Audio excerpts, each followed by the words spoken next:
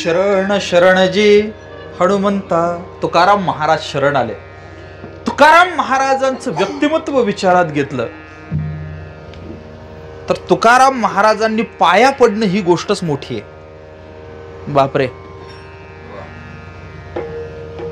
तुकाराम महाराजांनी एवढा स्वाभिमानी सत्पुरुष या जगामध्ये दुसरा कोणी नाही. त्यांचा विचार केला तर त्यांच्या प्रत्येक कृतीमध्ये व्यापक अर्थ आहे तुकोबारायांच्या. तुकोबाराय भले तरी देवो दोन पाटे, भले तरी देवो गांडीची लंगोटी.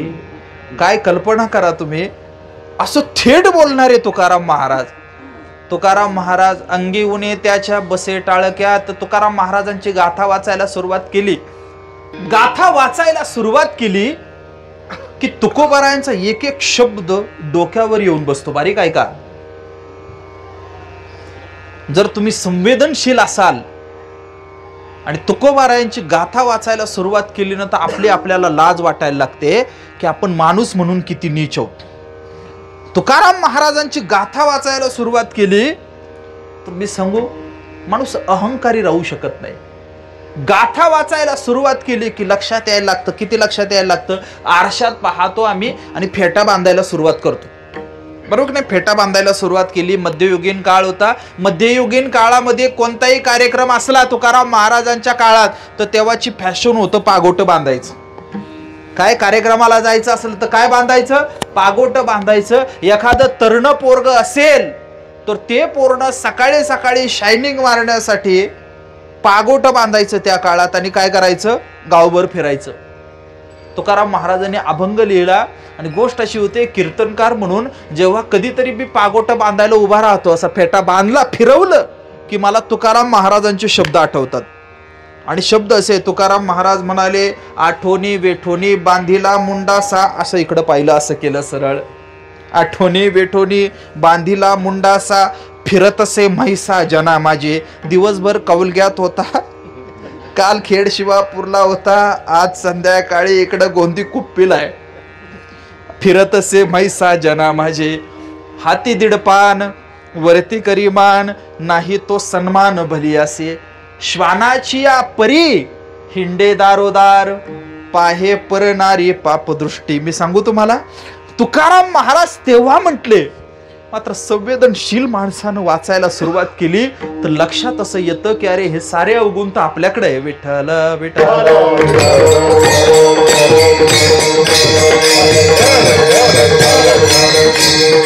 तुकाराम महाराजांनी एवढं अनुभवाच्या बद्दल प्रामाणिक संत नाही बरं का दुसरा कोणी. मी सातत्याने एक उदाहरण वेगवेगळ्या संदर्भानं सांगत आलो. सातत्यानं आपण सगळेचे सगळे काकड्याला येतो. काकडा, बरोबर की नाही? आणि त्यातही परत काय असतं की कार्तिक महिन्यामध्ये तर महिनाभर चालतं ते सगळं, कार्तिक स्नानापर्यंत. आणि नेमकं त्यावेळेस काय असते? थंडी असते. काय असते? आणि थंडी कशी असते? अत्यंत गुलाबी आणि बोचरी थंडी असते. कशी असते? दोन्ही पण असते, गुलाबी पण असते आणि बोचरी पण असते. मला खरं सांगा, पहाटे 4:30ला काकडा जर सुरू होणार असेल तर 4:30 वाजता उठून यावं वाटतं का? यावं वाटतं? नाही वाटत. आणि पुढचं आणखीन जबाबदारीने ऐका जरा, त्याचा खालचा अर्थ घेऊ नका. मला खरं सांगा, नव्यानं लग्न झालं असेल तर नाही वाटत. नाही वाटत. मला खरं सांगा, आता आपल्याला ऐकत असताना बोलत असतानाही संकोच वाटतोय. मात्र जगद्गुरु श्रीमंत श्री तुकोबाराय महाराजांचा एक अभंग आहे. तुकोबाराय महाराज म्हणाले, देवा सकाळी सकाळी मला तुझ्या दर्शनाला यावं वाटतं. मात्र गोष्ट अशी आहे, सकाळी सकाळी विषयांनी कब्जा केला देवा माझ्यावर. मला खरं सांगा, हे सांगता येईल? आपण सांगू काय रे, का नाही आला काकड्याला? काही नाही, आता काय उठलोच नाही, जागच नाही आले. आपण खोटारडे असतो. मात्र तुकोबाराय काय म्हणाले माहितीये? तुकोबाराय म्हणाले, कामे नेले चित्त.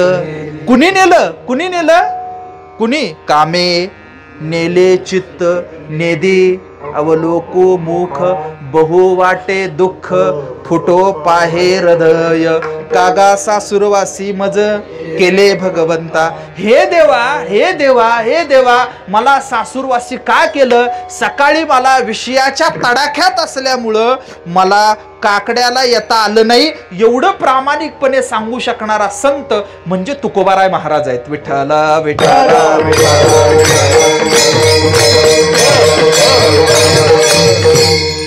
तुकाराम महाराज पाया पडायला खूप गंभीरपणे पडतात, एवढे चर्चा चालली. ते प्रामाणिक आहेत.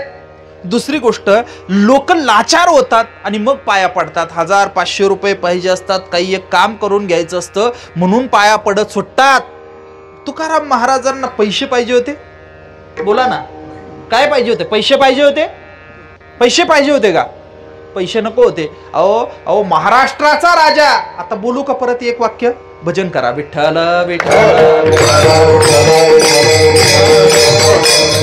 तर मला तुकाराम महाराजांचं खूप वेगवेगळ्या अर्थानं आहे ना, मी त्यांना खरंच सांगतो, ते माझे मालक आहे, खरंच मालक आहे, माझे वैचारिक मालक आहे. ते त्यांच्या ताब्यात आहे सगळं. इतका प्रभावित आहे मी, इतका प्रभावित आहे. आपण कल्पना करा की कुणीतरी 2-2 हजारचे, आता बंद झाल्या नाही का ते, आता 500-500चे म्हटलं पाहिजे पाटील साहेब. अरे महाराज 500-500चा बंडल असं ट्रंक भर जर समजा एखादा घेऊन आला तुमच्याकडं, आणि तुम्ही किती निष्ठावान काकड्यावाले 50 वर्ष 100 वर्ष वारी चालली असली, तर ती पैशाची पेटी परत पाठवू का आपण?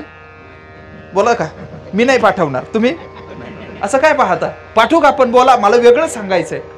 नाही पाठवू. अहो एवढं सांगू तुम्हाला, ते 500 रुपयाची नोट पडलेली असली ना तरी सुद्धा ती उचलावी वाटते. फक्त लोक असतात म्हणून उचलून म्हणतो. कोणाची आहे रे? मी माझं सांगतो, इतरांचं नाही सांगत. महाराज लोभ नाही गेला अंतःकरणातला, अद्याप नाही गेला. मला सांगा, 500 रुपयाच्या नोटेची एवढी आसक्ती आहे पिंटू भाऊ? पेटीत जर 500ची आली तर? पण तुकाराम महाराजांकडे असेच आला ना राजाचा नजराणा. छत्रपती शिवाजी महाराज घेऊन आले. बारीक ऐका, शिवाजी महाराज आले आणि शिवाजी महाराजांनी मोठा नजराणा पाठवला. काय होतं? भली मोठी परात होती, त्याच्यावर सोन्याच्या मोहरा होत्या. सोबत काय होतं माहितीये? सोबत म्हटले राजा होता आणि त्यांनी लाल दिव्याची गाडीच दिली. कुणाला? तुकाराम महाराजांना. पुढे चालत असताना, पुढे शिवाजी महाराज पुढे चालतील ना, तर कीर्तनाहून निघाले की 2 काय असतील? सैनिक असतील, आणि ते पुढे ना राजाच्या समोर जसे पलिते असतील ना तसे धरले जातील. राजा जसा चालतो आणि मागे काय असतं? छत्र जसं असतं तसं धरलं जाईल. आणि पुढे सांगू, ते छत्र धरत असताना त्या कीर्तनकारानं पायी नाही चालायचं, मग त्यानं घोड्यावर चालायचं. म्हणजे तुकाराम महाराजांना सन्मान किती? पुढे 2 पलिते धरायला दिले, मागे एक छत्र दिलं. तुकाराम महाराज घोड्यावर बसणार आणि मग चालणार. पण तुकाराम महाराजांकडे एवढं सगळं आलं आणि तुकाराम महाराज म्हणाले, आपला अभंग पाठ आहे, काय म्हणाले? दिवट्या, छत्री, घोडे हे तो बऱ्यात न पडे. बाबा मला खरं सांगा, माझ्या सकट बोलतो, आपल्याकडे जर एवढे पैसे आले आणि एक जर आमदार खासदार साहेब जर फक्त आपल्याकडे आले आणि त्यांनी हार जरी घातला तरी हुरळून जातो. आपण हुरळून जातो. आमचा हुरळणं हा अहमदनगरचा शब्द आहे बरं का. आता नाव बदललं आमच्या जिल्ह्याचं, अहिल्यादेवी नगर झालं. पुण्यश्लोक मातोश्री गंगाजळ निर्मळ अहिल्याबाईंचं नाव मिळालं आमच्या जिल्ह्याला. आम्ही भाग्यवान लोक आहे. गोष्ट सरळ साधी सोपी अशी आहे की मला खरं सांगा की आपल्याला दिवट्या, छत्री, घोडे, पैसे मिळाले तर आपण म्हणू का हे तो बऱ्यात न पडे? आपण म्हणतो येऊन द्या विठ्ठल विठ्ठल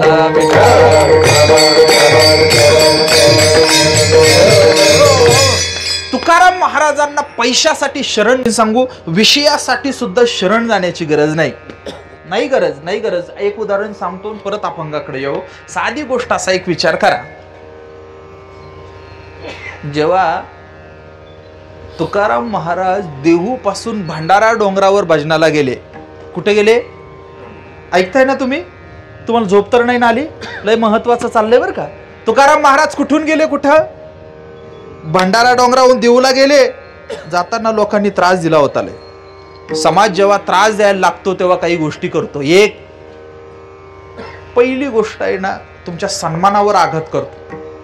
दुसरी गोष्ट, तुम्हाला विकत घ्यायचा प्रयत्न करतो. पैसे द्यायचे, विकत घ्यायचं, संपलं. ते नाही का मतदानाच्या आदल्या दिवशी आपण घेतो ते पैसे. म्हणजे तुम्हाला प्रश्न पडायचा पैसे म्हणजे काय, तर काय की पद्धत अशी आहे, सन्मानावर आघात करायचा, विकत घ्यायचं, आणि हे नाही जमलं ना तर चारित्र्य हनन करायचं. एखादा चांगला काम करणारा कार्यकर्ता आहे तर मी सांगतो त्याला, या गादीवरून सांगतो, घाबरून जाऊ नका. अप्रतिष्ठा झाली ना तर देवावर भरोसा ठेवा. कोणी विकत घ्यायचा प्रयत्न करायला लागला ना तर पैसे नाकारा. पुढचा टप्पा असा असणार आहे, तुमच्यावर आहे ना तुम्ही लफडे केल्याचा आरोप करतील, तेव्हाही विठोबाच्या चरणाला धरून राहा, कल्याण होईल. गोष्ट अशी झाली, भंडारा डोंगरावर तुकाराम महाराज भजन करायला गेले, एकांत आहे, आणि काही गावातल्या विरोधकांनी बाई पाठवली आणि बाई पाठवल्यानंतर तुकाराम महाराजांनी प्रतिक्रिया दिली, आम्ही विष्णुदास तैसे नो हे, आम्ही विष्णुदास तैसे नो हे, आम्ही विष्णुदास तैसे नो हे, आम्ही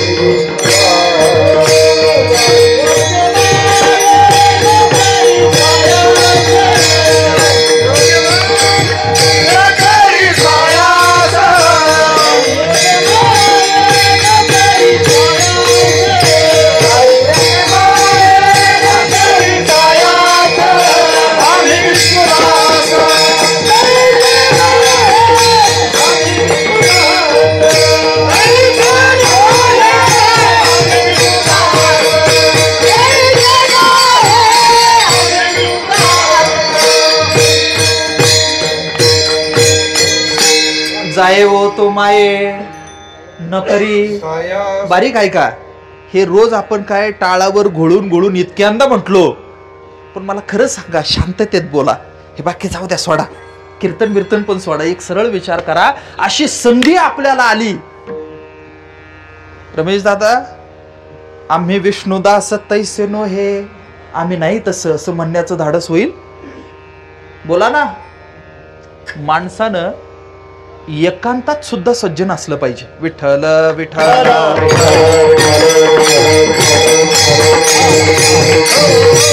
हा सगळा समाज जो आहे हा रसना आणि शिष्णामध्ये अडकलेला आहे. रसना शिष्णाचे अंकित, तुका म्हणे वर्दळ स्पेत. तुकाराम महाराज म्हणाले, हा सगळा समाज पैशात अडकलाय, हा प्रतिष्ठेत अडकलाय. हा सगळा समाज, या समाजाला फसवता येतं. मी सांगू, किती मोठ्या माणसाचं पतन करता येतं. काही नाही, त्याला चांगलं खाऊ पिऊ घाला, संपतं. काही नाही, इथून एखादं चांगलं पोरग, अरे भजन आहे आज, नाही एक काम कर, कुठले एकादशी कुठलं काय, चाल निपाणीला जाऊ, हॉटेलला खाऊ.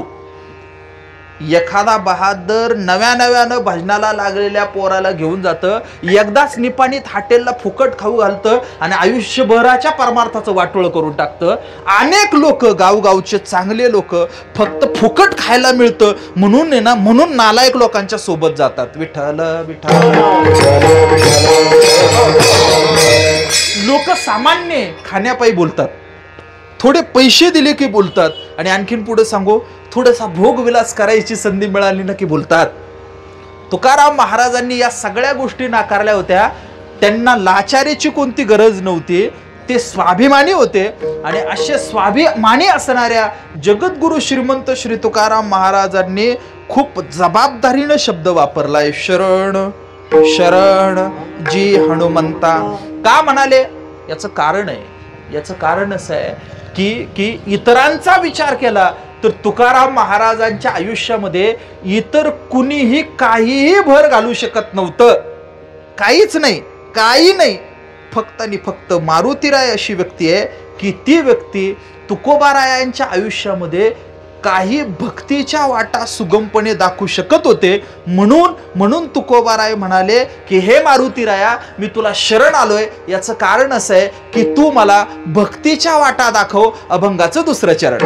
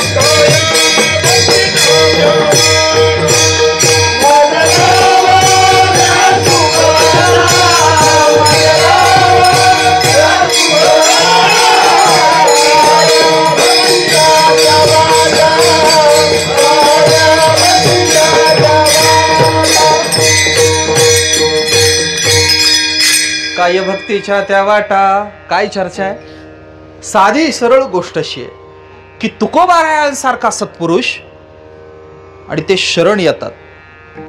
मुद्दा नंबर 1, शरण येताना मारुतीरायाला शरण येतात आणि आल्यानंतर काय मागतात तर काय भक्तीच्या त्या वाटा. शरण शरण या पदाच्या संदर्भानं काही जुन्या जाणत्या कीर्तनकारांनी 1-2 भाव सांगितले बरं का. ते म्हणाले की 2 शब्द दोनदा वापरला. एक शब्द कुठला? शरण शरण. एकच शब्द एकदा वापरला असता तर चाललं असतं की नाही? शरण जी हनुमंता चाललं असतं की नाही? शरण हनुमंता चाललं असतं की नाही? मात्र शरण शरण असं का वापरलं याच्यावर चर्चा केली.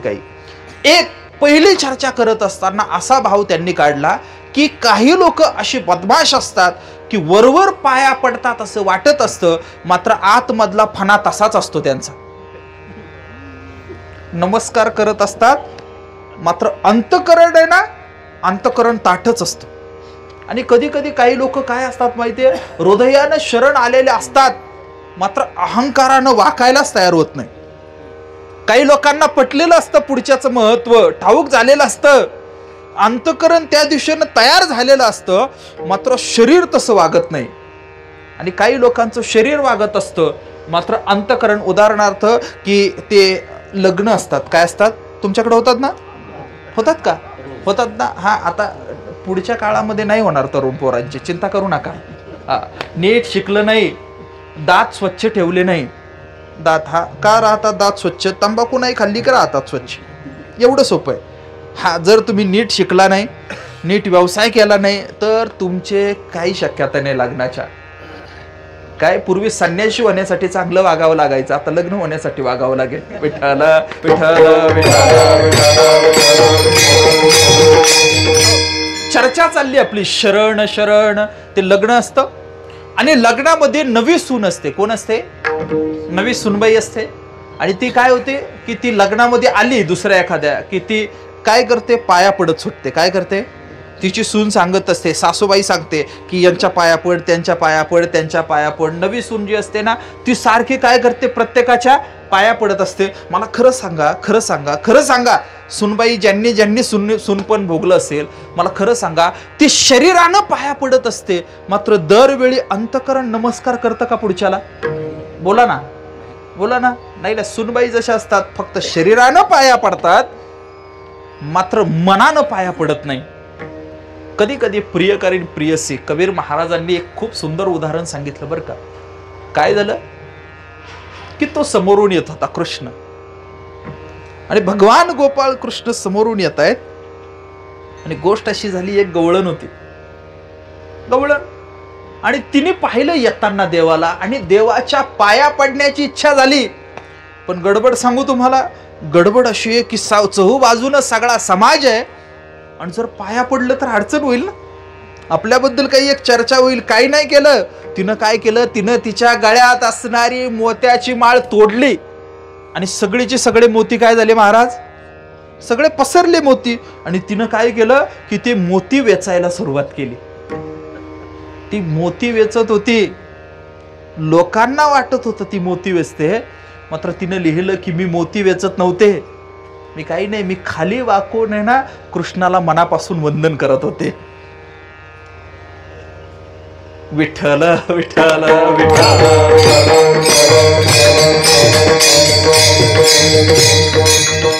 साजन आयो रे सखी, साजन आयो रे सखी, मैं तोड़ू मोतियन की माल, लोग देखे मैं मोती चुनू, मैं तो झुक झुक करू जोहार. विठ्ठल विठ्ठल.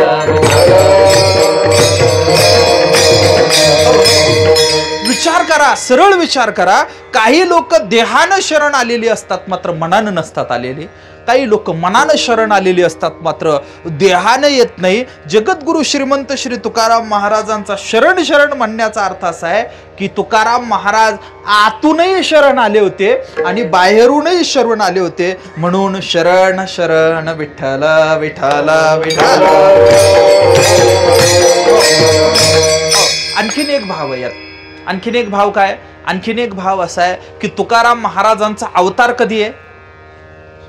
1608 जन्म आहे आणि 1649ला सदेह वैकुंठ गमन आहे.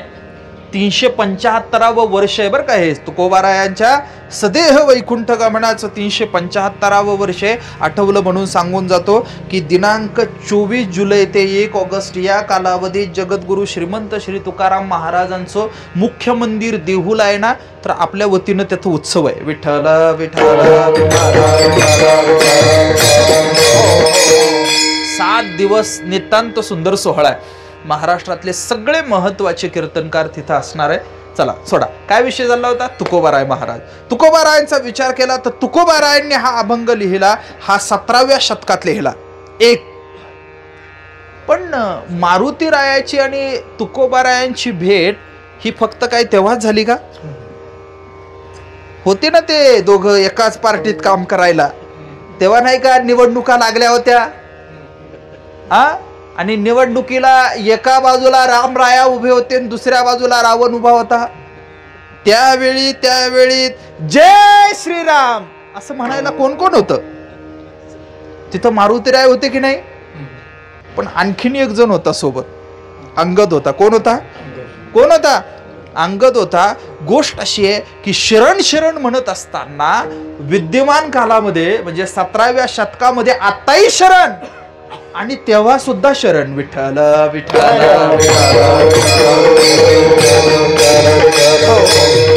म्हणून शरण शरण जी हनुमंता, जी शब्द वापरणं आदराचं आहे. आपल्याला जर एखाद्या ज्येष्ठाशी बोलायचं असेल, त्यानं हाक मारली, सचिन हा आलो, असं नाही म्हणायचं. असं नाही म्हणायचं. मग जी ज्येष्ठ शिष्ट लोक जे असतात, सभ्य लोक जे असतात, ते गुरुशी बोलत असताना, संतांशी बोलताना, मोठ्यांशी बोलत असताना त्यांचा जी हा भाव असतो. जी उदाहरणार्थ ज्ञानेश्वर महाराजांनी जी शब्द चांगल्या ठिकाणी वापरला, 1-2 ठिकाणी. काय की ओम नमो जी आद्या वेद प्रतिपाद्या जय जय स्वसंवेद्या आत्मरूपा. जी हा शब्द आहे, ही कुणाची स्टाईल आहे? ही पद्धत जी आहे ही ज्ञानेश्वर महाराजांची आहे. आणि गोष्ट अशी आहे की तू आदर हनुमंतरायाच्या बद्दल, म्हणून शरण शरण जी हनुमंता तुम्हा आलो रामदूता. काय झालं? हे हनुमंतराया मी तुम्हाला शरण आलो. 2 आहेत शब्द. काय? एक शब्द हनुमंत आहे आणि दुसरा रामदूत आहे. दुसरा शब्द रामदूत. एका चरणाचा विचार करा. एका शब्दात मारुतीरायाला उद्देशून 2 शब्द आहे. एक हनुमंतराय असा शब्द आहे आणि दुसरं विशेषण आहे रामदूता. विशेषण म्हणजे नाम असतं. काय असतं? नाम. वाक्यामध्ये नाम असतं. नामाबद्दल विशेष माहिती सांगणाऱ्या शब्दाला विशेषण असं म्हणतात. तर हनुमंत हे नाम आहे आणि त्या हनुमंताचं विशेषण काय असेल तर तो हनुमंत कोण आहे? तो रामदूत आहे. कोण आहे? रामदूत आहे. रामदूता इथं पण एक मेख आहे. सांगू काय मेख आहे? सांगू काय मेख आहे? भजन करा. विठ्ठल विठ्ठल.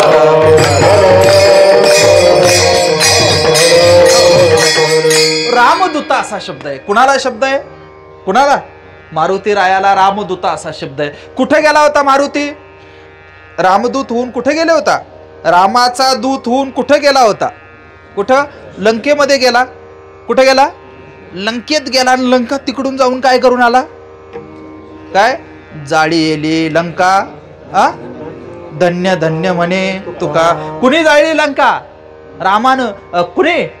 हनुमंतरायानं जाळली. आणि तेव्हा कुणाचा दूत म्हणून गेला होता मारुतीराया? कुणाचा? ते एकदा गोष्ट अशी झाली की पुण्याच्या जवळ लाल महालामध्ये शाहिस्ते खान वेढा टाकून बसला होता. कोण? शाहिस्ते खान वेढा टाकून बसला आणि शिवाजी महाराज तिकडं सिंहगडावर लपून बसलेले. इकडं शाहिस्ते खानाची सगळी रसद संपायला लागली, सगळ्या भानगडी व्हायला लागल्या आणि शाहिस्ते खान अस्वस्थ व्हायला लागला म्हणून त्यानं स्वराज्याचा प्रदेश जाळायला सुरुवात केली. त्यानं काय केलं? त्यांनी स्वराज्याच्या जनतेला त्रास द्यायला सुरुवात केली. तरी महाराज खाली येईना. मग यानं पत्र लिहिलं महाराजांना. आणि पत्र कोणत्या भाषेत लिहिलं? संस्कृतमध्ये लिहिलं. कशात लिहिलं?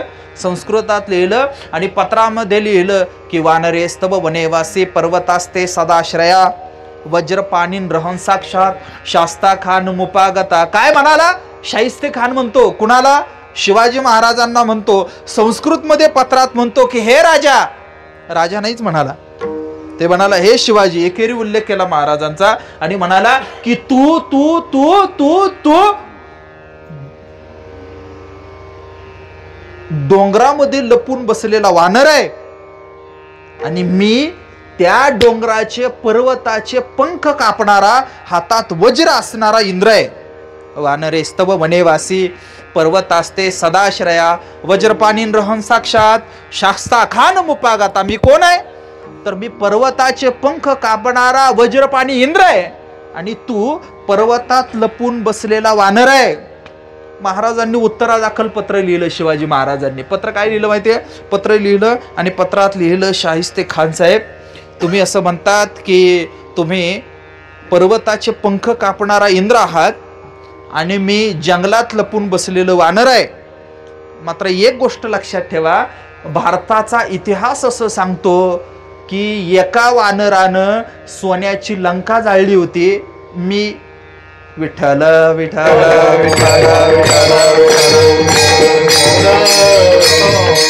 हे कुठून वाढलं आपलं? रामदूता. रामदूत म्हणून कोण गेलं होतं तिथं? कोण गेलं? हनुमंतराय स्वतः गेले आणि स्वतः जाऊन हनुमंतरायानं काय केलं? बिभीषणाचा शोध घेतला. हनुमंतरायानं लंकिनीचा काय केलं? तिला उद्धाराचा रस्ता दाखवला. हनुमंतरायानं सीतामाईचा शोध घेतला. हनुमंतरायानं रावणाच्या समोर जाऊन बसले. हनुमंतरायानं लंका जाळली. या सगळ्याच्या सगळ्या गोष्टी कुणी केल्या? हनुमंतरायानं केल्या, रामदूत म्हणून केल्या. आणि नंतर परत रामाचा निरोप घेऊन जायची जेव्हा वेळ आली त्यावेळी कोण गेलं? कोण गेलं तेव्हा? वालीच्या कुमरा तुम्ही रघुवरा धाडा सुवर्णापुरा. एकनाथ महाराजांनी लिहिलं. जामवंतन ती सगळी मंडळी बसलेली होती आणि जेव्हा पाठवायचा विषय आला की आता हनुमंतरायाला पाठवायचं का, त्यावेळी ज्येष्ठांनी सल्ला दिला. ते म्हटले दरवेळेस एकाच माणसाला पाठवायचं नाही, नाहीतर यांना वाटेल पुढच्या पार्टीला की यांच्याकडे एवढं एकटंच ताकदीचं आहे आणि मग काय होईल की त्यांचा आत्मविश्वास वाढेल. मग एक काम काय करू, मागच्या वेळेस हनुमंतराव जाऊन तिकडं लंका जाळून आले, या वेळेस दुसरं कुणाला तरी पाठवू. आणि दुसरं कुणाला तरी पाठवायचं. मग कुणाला पाठवायचं? वालीच्या कुमरा. काय करा, अंगद रायाला तुम्ही पाठवा. आणि अंगद हे दुसरे रामदूत आहे आणि तेच अंगद कलियुगामध्ये तुकोबाराय म्हणून जन्माला आले. गोष्ट अशी आहे की हनुमंतराय सुद्धा रामदूत आहे आणि तुकोबाराय हेही रामदूत. विठ्ठला विठ्ठला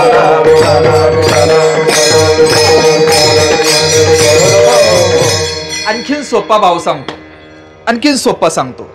ते नाही का, दोघ जण एकाच ठिकाणी कामाला असले. उदाहरणार्थ, हा कुठला जिल्हा आहे तुमचा? चिक्कोडी? हा काय?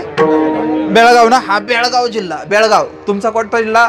बेळगाव जिल्हा. आणि समजा या बेळगाव जिल्ह्यामध्ये कलेक्टर म्हणून जिल्हाधिकारी म्हणून जर तुमचा शाळेतला वर्ग मित्र आला तर एकाच बेंचवर बसणारा महाराज, काय होईल? काही नाही, आपण त्याला फोन करणार आणि त्याला म्हणणार, अरे सचिन ओळखलं का मला? नाही लक्षात आलं.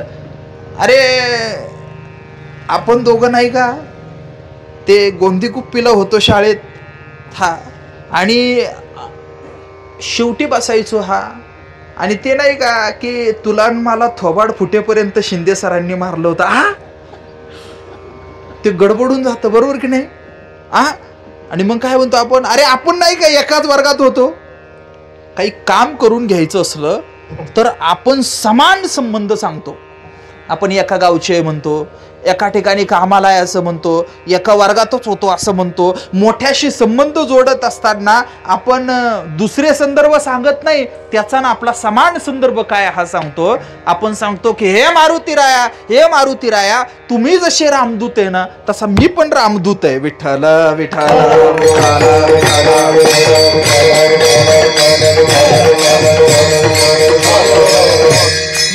म्हणून शरणागत आहे, आदर आहे आणि दुसऱ्या बाजूला प्रेम पण आहे.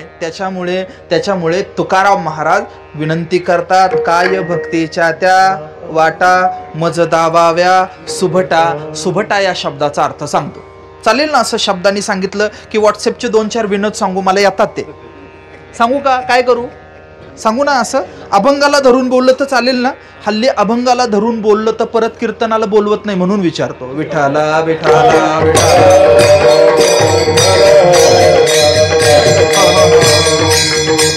काय भक्तीच्या त्या वाटा मज दावाव्या सुभटा. सुभटा म्हणजे काय?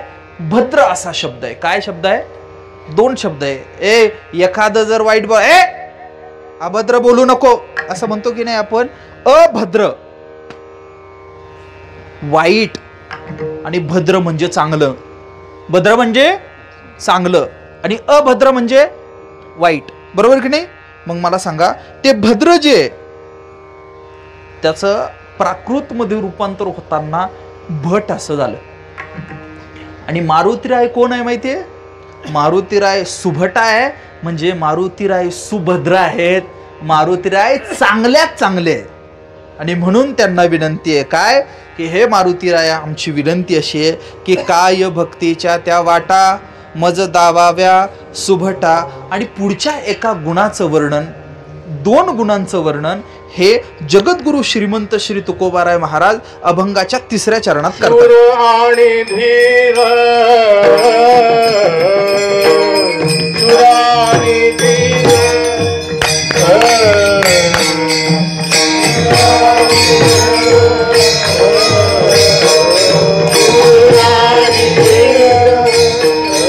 स्वामी काजी तू सागर,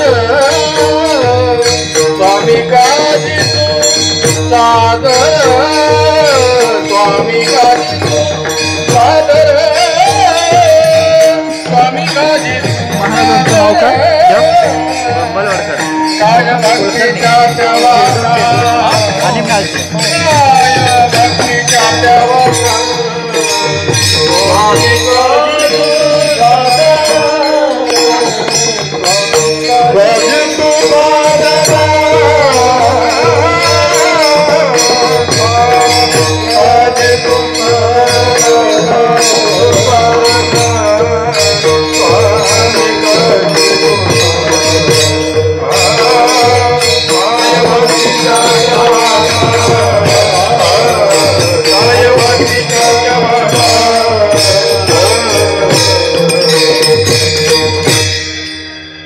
इथं घड्याळही पळतं. विठोबा रखुमाई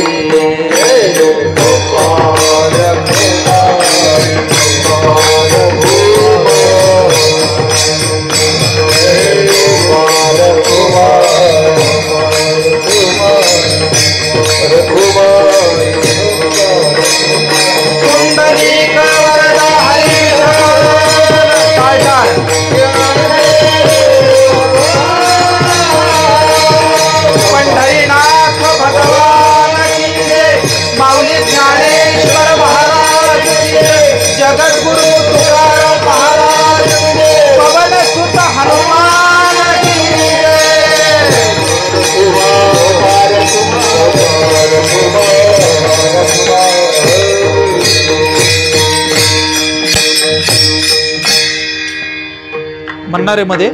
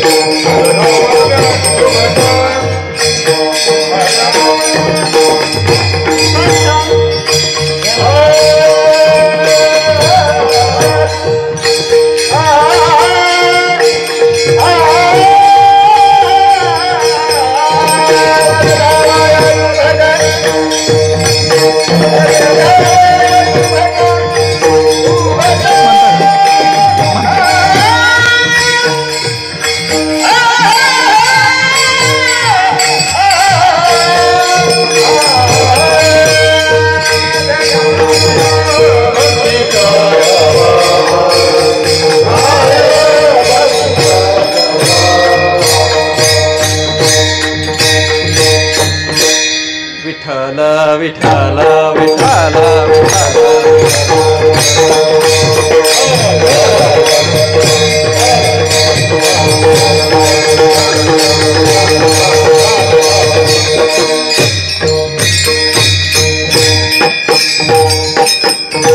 शरण शरणजी हनुमंता तुम्हा आलो रामदूता काय भक्तीच्या त्या वाटा मज धावाव्या शुभटा शूर आणि धीर स्वामी काजी जो सादर काय भक्तीच्या त्या वाटा मज धावाव्या सुभटा. एका एका शब्दावर परत बोलताय.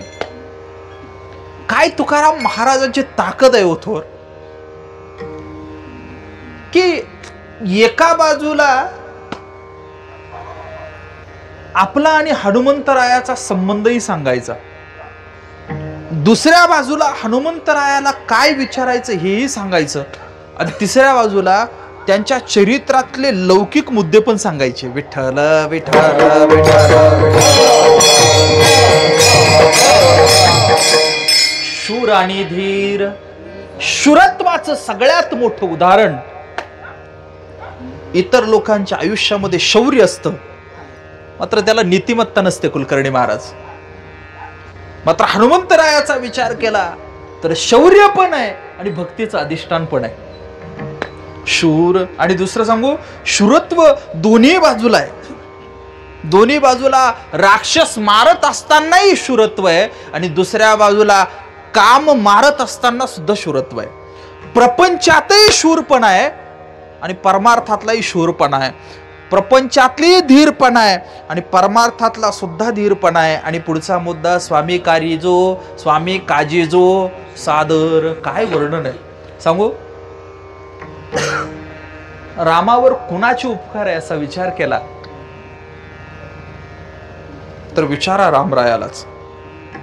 सगळ्या जगावर रामाचे उपकार, मात्र रामावर हनुमंतरायाचे उपकार आहेत.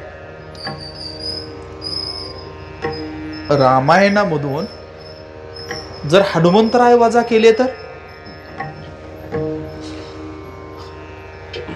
रावण मरणार नाही, विभीषणाला राज्य मिळणार नाही, वाली मरणार नाही, सीतेचा शोध लागणार नाही. किती गोष्टी अशा आहेत की मारुतीराय आहेत. हो लक्ष्मण उठणार नाही, मारुतीराय आहेत. म्हणजे खरं सांगू रामायणामध्ये आपण रामायण जरी म्हणत असलो तरी काही ठिकाणी असं वाटून जातं की रामायणातल्या काही भागाचा नायक म्हणजे मारुतीराय आहेत. शूर आणि धीर स्वामी काजीजो सादर.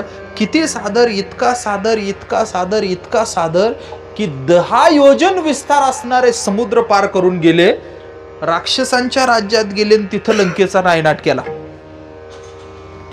किती सादर, इतके सादर की जेव्हा त्या इंद्रजितानं बाण मारला लक्ष्मणाला बाण मारला आणि आपल्याला कल्पना वर्मी लागला आणि मूर्छित होऊन पडले.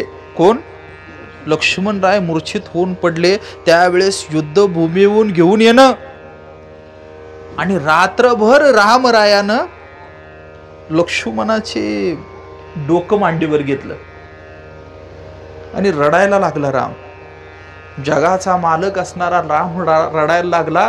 कारण असं होतं की आपल्यासाठी राजवैभव सगळं सोडून जो भाऊ, लहाना भाऊ, पायामध्ये कोणतीही चप्पल न घालता 14 वर्षावरी केले उपोषण, सोसिले अरण्य तुम्हा सवे. असं अरण्य ज्यानं सोसलं तो भाऊ लक्ष्मण. आणि जेव्हा वर्मी लागलेला बाण वैद्याला घेऊन आला. कोण आला? मारुतीराय.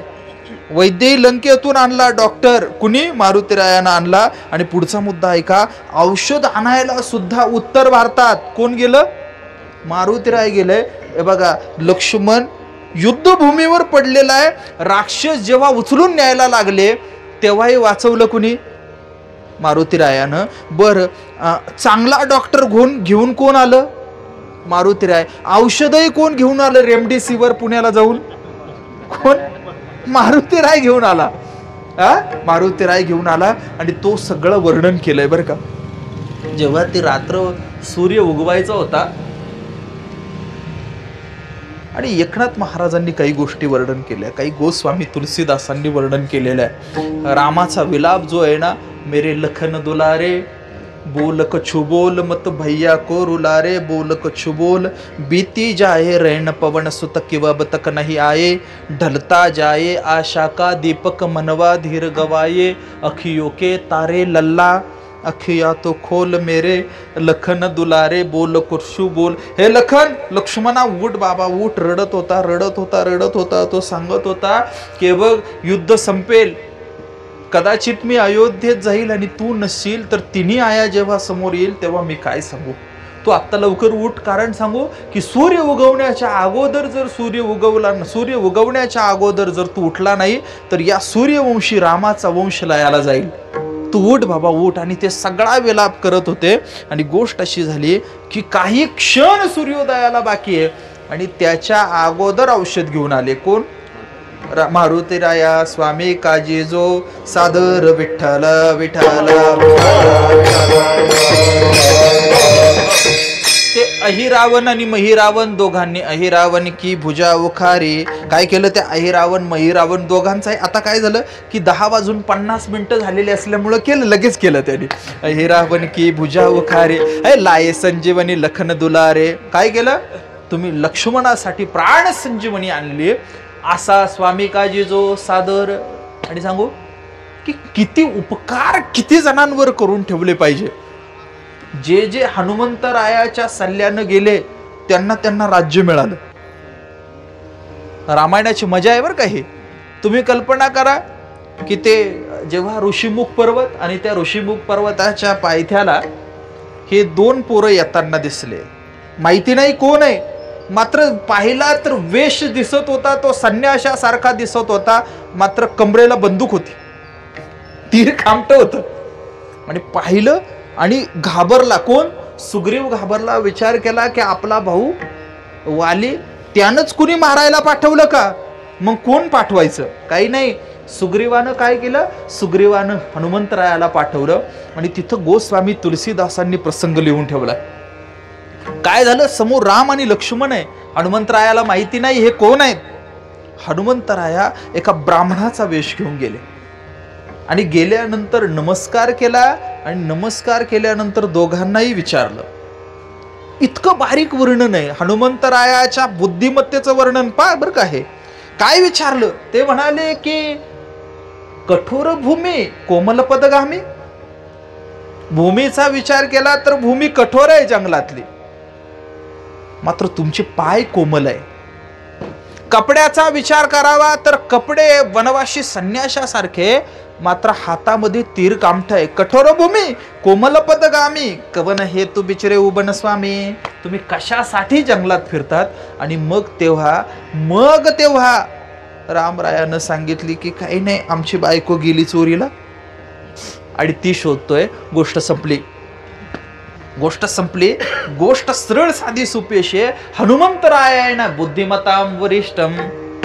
काय, जय हनुमान ज्ञान गुण सागर जय कपीस तिहो लोक उजागर रामदूत अतुलित बलधामा अंजनी पुत्र पवन सुत नामा महाबीर विक्रम बजरंगी कुमत निवार सुमत के संगे कंचन वरण विराज सुवेशा कानल कुंडल कुंचित केशा हाथ बज्रो ध्वजा बिराजे कांधे मुज जनेऊ साजे शंकर सुवन केशरी नंदन तेज प्रताप महाजगबंदन विद्यावान गुणी अति चातुर राम काज करी के जो आतुर. स्वामी कार्यासाठी तत्परता म्हणजे रामराया आहे, म्हणजे हनुमंतराया आहे. विठ्ठल विठ्ठल.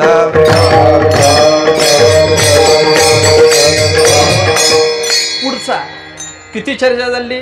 रामावर उपकार केले, सुग्रीवावर उपकार केले. मित्र असला पाहिजे तर हनुमंतरायासारखा असला पाहिजे. राजवैभव सोडून जंगलामध्ये मित्रांसोबत जाऊन राहिला सुग्रीवासोबत मारुतीराया. बर, सुग्रीवाची आणि रामाची भेट घडवली मारुतीरायानं. आणि एवढंच नाही, रामाची भेट घडवली, देवाची भेट घडवली आणि राज्य मिळालं. मारुतीरायाच्या कृपेनं सुग्रीवाला मिळालं. रामराया तिघांच्याही आयुष्यामध्ये खूप निर्णायक बदल केला, तिघांच्या राजा म्हणून. पण त्याच्या मागे हात जो होता ना तो मारुतीचा होता. सुग्रीव राजा झाला, कुणाची कृपा? कुणाची? मारुतीची कृपा. नाहीतर वाली एवढा ताकदवान होता आणि बोलायलाही हुशार होता. वाली खूप बोलायला हुशार. ते नाही का की जेव्हा झाडाच्या मागे लपून बाण मारला आणि ते विव्हळत खाली पडला तर तुलसीदासांनी वर्णन करून ठेवलंय, जगाचा मालक रामराया समोर येऊन उभा राहिला आणि हा काय म्हणाला की भगवन भगवन भगवन धर्म हे तो अवतरे हो गुसाई, मारे हो मोहे ब्याद की नाही, मैं बेरी सुग्रीव पियारा अवगुण कवन नाथ मोहे मारा. देवा देवा देवा धर्मासाठी अवतीर्ण झाला असं म्हणतो आणि झाडाच्या मागे लपून शिकाऱ्यासारखं मारलं. देवा तुला सुग्रीव जवळचा वाटतो, मी दूरचा वाटतो, देव म्हणून घेतो, समत्व बुद्धी म्हणतो आणि दुसऱ्या बाजूला असं शिकाऱ्यासारखं मारतो. त्यावेळेस देवानं उत्तर दिलं की काही नाही, धर्माचा आश्रय घेऊन जे अधर्मानं वागतात ना त्यांच्यासाठी मी कुटिलपणा पण करतो आणि तो पण धर्म आहे. वाली ताकदवान होता. ज्या वालीनं रावणाला उलट टांगलं होतं, रावणाला आणि कुणाला? अंगदाच्या पाळण्याला. अंगदाच्या म्हणजे अंगदाच्या म्हणजे तुकाराम महाराजांच्या. कुणाच्या? तुकाराम महाराजांच्या पाळण्याला उलट टांगलं होतं रावणाला. एवढा ताकदवान वाली सुग्रीवाला मदत करण्यासाठी म्हणून रामरायानं मारला. मात्र त्याच्या मागे किंगमेकर कोण होतं? त्याच्या मागे किंगमेकर होते ते मारुतीराय होते. मुद्दा नंबर 1. दुसरं, जेव्हा लंकेत गेले आणि गेल्यानंतर त्यांनी विचार केला की सगळंची सगळं झालं, सगळ्याची सगळं राक्षसांचं गाव आहे, सगळ्याची सगळे सोन्याचं आहे. मात्र एकाच ठिकाणी टाळाचा आवाज येत होता, एकाच ठिकाणी तुळशी वृंदावन होतं. हनुमंतरायानं विचार केला, लंका निशिचर निकरण्य भासा यहा कहा सज्जन करवासा. विचार केला आणि मध्ये डोकावून पाहिलं तर एक जण सकाळी सकाळी झाले मुक्त द्वार लाभ झाला रोकडा नाम तिकडे लंकेतला चाललंय. लंकेत सकाळी सकाळी कोण बुवा काकडा करतो पाहिलं आणि तिथं बिभीषणाची ओळख झाली. गोष्ट अशी झाली, सुग्रीवालाही राजा केलं. कुणी केलं? हनुमंतरायानं केलं. बिभीषणालाही राजा केलं. कुणी? हनुमंतरायानं केलं. आणि राम सुद्धा परत राजा झाला. कुणामुळे झाला? हनुमंतरायामुळे झाला. मालकावर सुद्धा ज्याचे उपकार आहे असा शूर आणि धीर स्वामी काजीजो सादर तुकोबाराय महाराज म्हणाले की वरवर वरवर वाटत असताना तो तुम्हाला असं काय वाटेल? वानर वाटेल.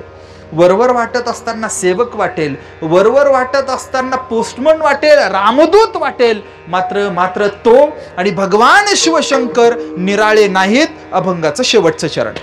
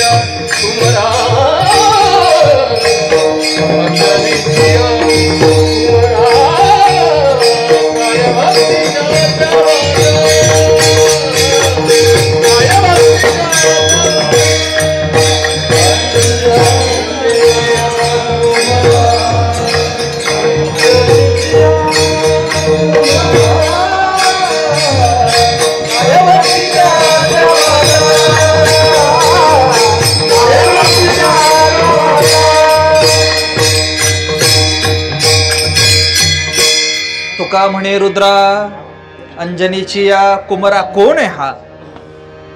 अंजनीच्या तपासाठी महारुद्र आले पोटी. हे स्वतः कोण आहे? पिंडघारीने झडपिला अंजनीने तो सेविला. अंजनीच्या तपासाठी महारुद्र आले पोटी. कारुण्य म्हणून विचार केला तर हे देवता आहे. सद्गुरू म्हणून विचार केला तर हीच देवता आहे.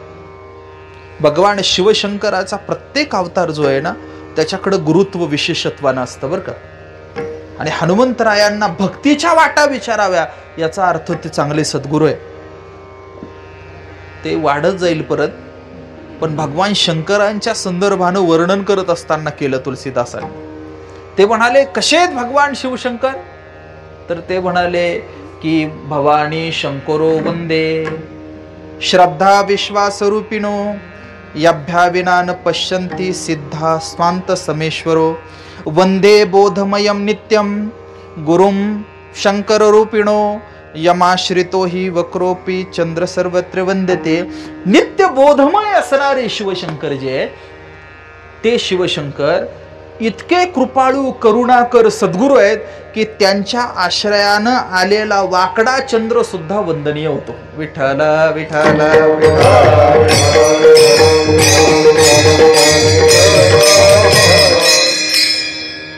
म्हणून काय भक्तीच्या त्या वाटा मज दावाव्या सुभटा. असं शुरत्व असणारं, धीरत्व असणारं, शौर्य असणारं. किती शौर्य असणारं सांगू तुम्हाला. महाराष्ट्रामध्ये कुस्तीचे काही प्रकार आहे, हे वाढत जाईल दिसायला लागलं बरं का महाराज. मला अशीच अडचण होती माझी. कुस्तीचे काही प्रकार आहे पिंटू भाऊ. त्याच्यामध्ये एक कुस्तीचा प्रकार आहे तो जरासंधी कुस्ती. कुठली? जरासंधी कुस्ती. ते नाही का जरासंध कुस्तीच्या आखाड्यात बोलवायचा कुणाला पण आणि काय करायचा त्याचा जीवच घ्यायचा. जरासंधी कुस्ती एक. दुसरी एक कुस्तीचा प्रकार आहे तो भीमसेनी कुस्तीचा प्रकार आहे. बरोबर? भीमसेनी. मात्र याच्यामधली सगळ्यात नीतिमत्तेला धरून असणारी नुरा कुस्ती नसणारी कुस्तीचा प्रकार म्हणजे हनुमंती कुस्ती. कुणाची? आणि त्याचे मालक जर कोण असतील तर ते हनुमंतराय आहेत. हनुमंतराय उत्तम पखवाज वाजक आहे, उत्तम गायक आहे. हनुमंत संगीत नावाचं स्वतंत्र प्रकरण आपण पहा. उत्तम गायक असणारे, उत्तम भजन करणारे, उत्तम भक्त असणारे, उत्तम सेनापती असणारे, शूरवीर असणारे, धीरवीर असणारे, सद्गुरू असणारे, मित्र असणारे, पाठीराखे असणारे, ज्ञानवान बलवान असणारे हनुमंतराय.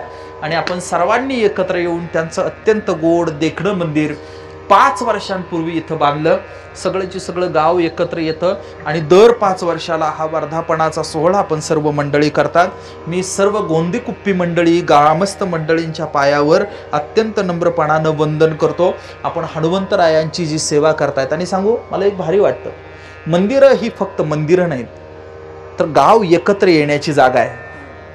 चांगलं आहे, किती चांगली गोष्ट आहे ही. काय की आपण घाटावर जातो आणि घाटावर जाऊन कपडे धुतो. मन धुण्याचा घाट म्हणजे मंदिर आहे. नाहीतर दारू पिऊ नका, चुकीचं वागू नका, भावाला लुबाडू नका, गावाला लुबाडू नका, संतांचा आदर करा. हे काही राजकीय व्यासपीठावरची लोक नाही सांगत आता. हे सांगायला फक्त कीर्तनकार लागतात. हे सांगायला धर्माचं व्यासपीठ लागतं, संप्रदायाचं व्यासपीठ लागतं, साधू संत लागतात. आणि त्यांना उतरण्याची जागा म्हणजे मंदिर आहे. एखाद्याच्या अंगणामध्ये हे सांगितलं तर तो प्रचार वाटेल. मात्र मंदिरामध्ये सगळे लोक येऊन जेव्हा सांगतात, ऐकतात, मला वाटतं की या गोष्टी महत्त्वाच्या आहे, मोलाच्या आहे. आणि आपण सर्व मंडळींनी एकत्र येऊन अत्यंत देखणं सुंदर असा हा मंदिराचा परिसर आणि जे भव्य मंदिर उभं केलं, मी सर्व मंडळींना यासाठी वंदन करतो. 5 वर्ष जरी झाली असतील तरी सुद्धा ज्यांनी ज्यांनी देणग्या दिल्या असतील, तेव्हा ज्याच्या मनात संकल्पना आली असेल जीर्णोद्धाराची, ज्यांनी भजन केलं असेल, ज्यांनी इथं पूजन केलं असेल, 5 वर्ष इथलं पावित्र्य ज्या लोकांनी टिकवलं असेल, रोज पूजा करणारे, रोज दर्शनाला येणारे, इथं बांधकाम करणारे, देणगी देणारे, अन्नदान करणारे, अशी सगळे अनेक लोकांचे हातभार लागले. तेव्हा हे मंदिर उभं आहे, ते सुस्थितीमध्ये आहे. आणि आपल्या सगळ्यांनाही परमार्थ करत असताना एका सहाय्य करू अवघे धरू सुपंथ. आणि तो सुपंथ जर काय असेल तर तो भक्तीचा सुपंथ आहे. आणि तोही विचारायचा असेल तर हनुमंतरायाला विचारलं पाहिजे, काय भक्तीच्या त्या वाटा मज दावाव्या सुभटा. हीच विनंती आजच्या पवित्र दिवशी आपण हनुमंतरायाच्या पवित्र चरणी करूयात. आपण सर्व आया बहिणी, वडीलधारी मंडळी, सर्व टाळकरी माळकरी, सर्वच मंडळी, मला अनेकांची नावं इथं माहिती नाही, सर्वांच्या पायावर अत्यंत नम्रपणानं वंदन करतो. आकाश महाराज तुम्हाला खूप मनापासून वंदन नमस्कार करतो. मित्र आबाजी आहेत, कुलकर्णी महाराज आहे, पिंटू भाऊ, आपण सगळीच मंडळी, सर्वांना खूप मनापासून वंदन. माऊली तुम्हालाही नमस्कार करतो. सर्वांना वारंवार वंदन करतो. सर्वांच्या पायावर पुन्हा पुन्हा डोकं ठेवतो. आज कीर्तनाचा सोहळा झाला आणि उद्या महाप्रसाद आहे, बरोबर की नाही? उद्या महाप्रसाद आहे. आपण सगळीच मंडळी एकत्र येऊन सर्वांच्या सहकार्यानं हा सोहळा पुढच्या 5 वर्षांनी अधिक वैभवशाली हो, सर्वांचे आभार मानतो. इथं मला जी मंडळी भेटायला आली, मी आपल्याला सांगितलं, सर्जेराव होते, तानाजी पाटील होते, विजूभाऊ होते, आपली ही सगळीच मंडळी, तुम्ही सगळी प्रतिनिधी, गावचे प्रतिनिधी जे लोक होते. मला आनंद या गोष्टीचा आहे की मी समजून घेण्याचा प्रयत्न करणारा माणूस आहे, समजून घेण्याचा प्रयत्न करणारा माणूस आहे. कसं होतं, काय होतं इथं, भजनी मंडळ, ग्रामस्थ आणि तरुण मंडळ या तिन्हींचंही एकमेकांशी सहकार्य आहे, चांगली गोष्ट आहे. नाहीतर हल्ली परिस्थिती अशी आहे, भजनी मंडळाचं आणि गावाचं तोंड एका बाजूला नाही, एकत्र असत नाही. भजनी मंडळ एका बाजूला असतं, गाव एका बाजूला असतं आणि दुसऱ्या बाजूला तरुण मंडळ तिसऱ्याच बाजूला असतात. मात्र गोंदी कुप्पीचं मला आभार मानावे वाटतात, धन्यवाद द्यावे वाटतात की इथं भजनी मंडळ भजन करायला आहे, ग्रामस्थ मंडळी दान करायला आहे आणि श्रमदान करण्यासाठी तरुण पोर आहे. तरुण पोरांना नाकारून परमार्थ शक्य नाही, लक्षात घ्या. तरुण पोरांना नाकारून परमार्थ शक्य नाही. उद्या तुम्हाला प्रसादाच्या कढाया उचलायच्या आहे, 80 वर्षाच्या बाबाला उचलल का? काय उचलल? कोण लागेल तिथं? 23 वर्षाचा तरणा बांड गडीच लागेल, बरोबर की नाही? म्हणून काय केलं पाहिजे? तरुण पोरांचं बळ, ताकद आणि ज्येष्ठांचं मार्गदर्शन आणि या सगळ्याला भक्तिप्रेमाचं अधिष्ठान असेल तर गावावर हनुमंतरायाची कृपा होणार. ज्ञानेश्वर माऊली